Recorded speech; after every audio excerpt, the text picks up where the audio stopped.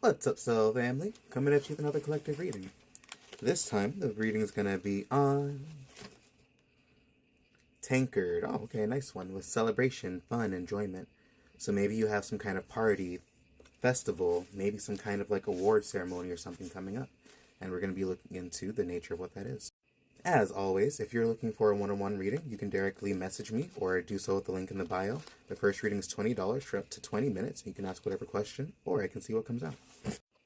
Now, that being said, let's jump right in.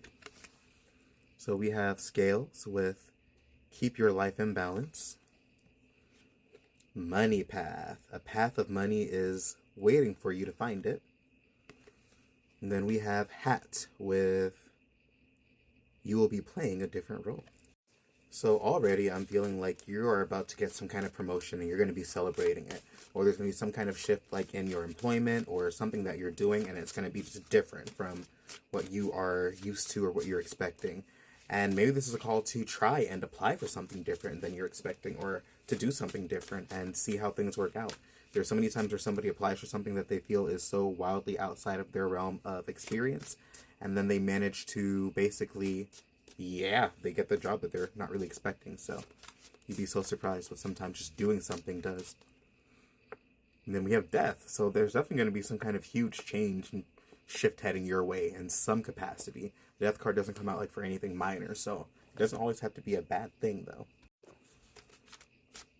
Maybe you need a change in pace, and maybe if you've been considering changing your career or changing the way that you're doing something or shifting something, then maybe this is confirmation to do such.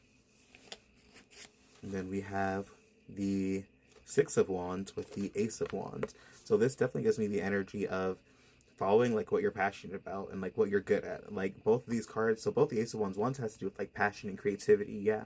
But the Six of Wands, this specific one is, because it also has to do with victory, right? But then the Six of Wands, this one has to do with somebody who is performing. So I'd like to think that in some capacity, in some way, shape, and form, like it's about following your passion, following like what lights you up, following like what you enjoy doing, and not allowing your ego to kind of like get in the way of it, but to simply allow yourself to follow the path that you want to go down versus allowing what you are afraid of to get in the way. And I'll always say, sometimes you go all in, sometimes there's a way and there's a path and there's a method to get to where you got to get to. It's all a matter of using your discernment and your intuition and figuring out what's the best path for you. There is no one right way for anything, or anybody, and I will forever die on that hill. I mean, that's quite literally the point why we're here, is to figure out our own path and to go down our own journey, not to, necessarily go down anybody else's. And then we have the Seven of Wands. So this definitely makes me feel like there's the energy of having to stand your ground. A lot of times when we're doing things unconventional, especially to perspectives that are not used to us or the things that we're doing, then we have a lot of critique. We have a lot of perspectives that might be contrary or contradicting or kind of opposing what we are going for, what we're doing. And just because somebody has an opinion and just because they kind of want to push their fears and their projections and their lack of understanding of certain paradigms onto you, it doesn't necessarily mean that you have to accept that for your own. You have every right to defend yourself and stand your ground. And we're not looking to just be in defensive and be in the mode of always just looking for antagonists or people who are like attacking us. We don't want to be like in that, oh, I'm being persecuted mode. Because I swear to God, that is like one of the worst self-fulfilling prophecies that some religions can fall under, but we're not getting into that right now. But you definitely don't want to be into the energy of just allowing yourself to pretty much be like, feel like you're being antagonized nonstop. And then from there, we get into the Nine of Pentacles energy. So you're going to be celebrating big. Every single time I've had this card pop, well, I don't say every single time, but I remember like I've had a really, really, really big money manifestation one of the times that this card popped up. So every time I think about this, I think about luxury, I think about abundance, I think about the excess of money to the point in which you're able to kind of like enjoy things. Like she is nice and plump and she has her dog and she is smiling and she has a whole ranch. And in many cultures, funny enough, being larger is a sign of prosperity. It's a sign of wealth. It shows that you're well fed, that you are eating good, that you have stuff in your pantry. So I love the Nine of Pentacles because I really think that it shows that we're capable, or not that we're capable, but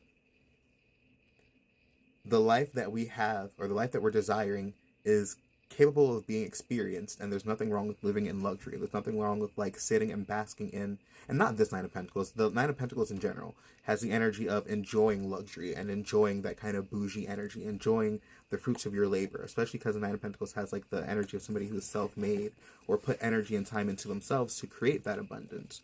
So I definitely think that there's a lot of energy of trusting your own path there.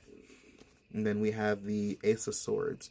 So trust that for one reason or another, clarity will head your way how it needs to. There's so many times like where I gain clarity doing the craziest, most mundane things like playing video games or just having a random conversation or having a random interaction with a customer, not customer, with random people that I'll see out. So sometimes clarity comes in very unconventional ways. We just have to be open to accepting the clarity as it comes in and not simply brushing it off because it doesn't come in the form that we're hoping for it to come in. I will forever say that people will beg their entire life for clarity. People will beg their entire life for wisdom, for knowledge, and for all these things. But then the second it comes in a way that they don't necessarily know how to process or conceive of, then it becomes an issue. They're not able to fully comprehend or accept it.